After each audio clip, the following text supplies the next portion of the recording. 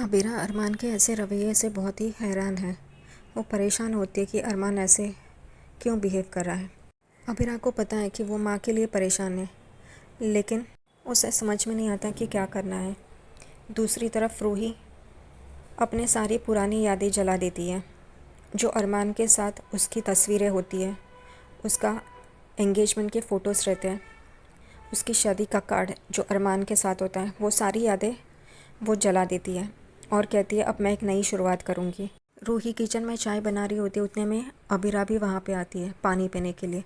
तभी रूही को बी नानू का कॉल आता है और वो पूछते हैं कैसी है करके। मुझे पता है तू नाराज़ है, पर तू कैसी है? और अबीरा भी कॉल नहीं उठा रही है, तुम दोनों कैसे हो?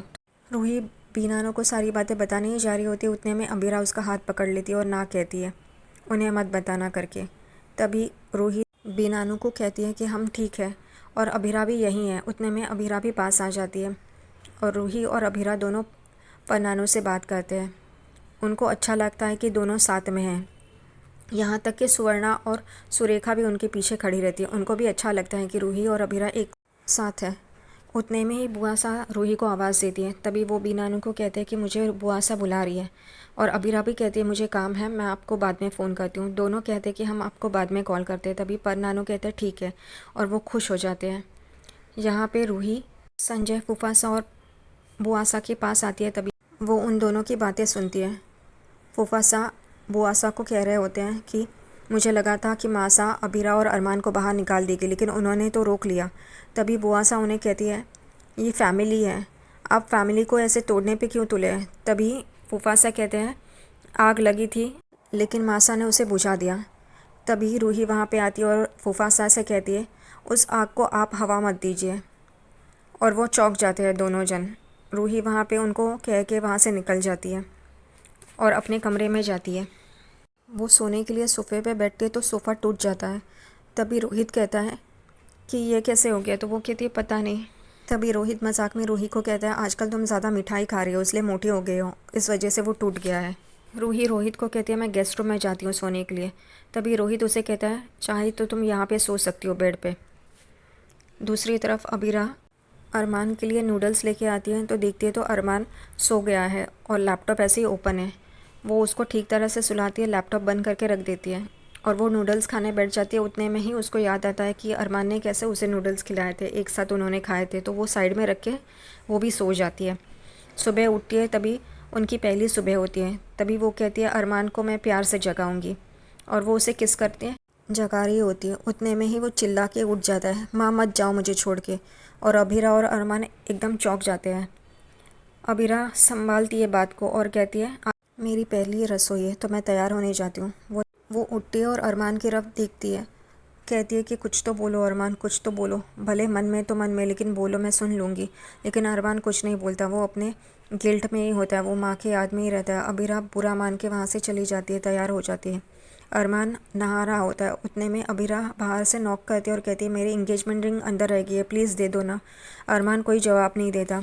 वो बहुत देर तक दरवाज़ा खटखटाती है। तभी अरमान दरवाज़ा खोलता है और कहता है थोड़ी देर तक रुक नहीं सकती। तो वो उसको साइड में करती है और रिंग की तरफ जाती है। रिंग लेती है हाथ और उंगली में पहनती है। उतने में ही शावर चालू रहता है, इसलिए उसका पैर फिसलता है। अरमान उसे पकड़ लेता है और वो दोनों बहुत ही रोमांटिक हो जाते हैं। उतने में ही अरमान को याद आती है माँ की बात कि तुम्हारी शादी कभी सफल नहीं होगी। वो सब बुरा भला सब बोलती है, वो सारी बातें याद आती है और वो वहाँ से अबीरा को जाने के लिए कहता है। अबीरा एकदम ही चौंक जाती है अरमान को क्या हुआ है करके। बहुत ही अरमान उसकी तरफ पूरा बर्ताव कर रहा होता है, लेकिन उसके हाथ में नहीं रहता है वो। अबीरा वहाँ से चली जाती है, रसोई की तरफ आती है। तभी चाची सा सारी तैयारियाँ कर ली होती है। अबीरा को कहती है खीर बनाना करके। चाची सा अबीरा को कहती है लेट कैसे हो गया? तो अबीरा शांत रहती है। तभी चाची सा कहती है कोई बात नहीं, मुझे पता है, मुझे बता सकती हो, मैं तो यंग ही हूँ और तुम मुझसे सारी बातें शेयर कर सकती हो। और उतने में ही रूही वहाँ पे आ जाती है।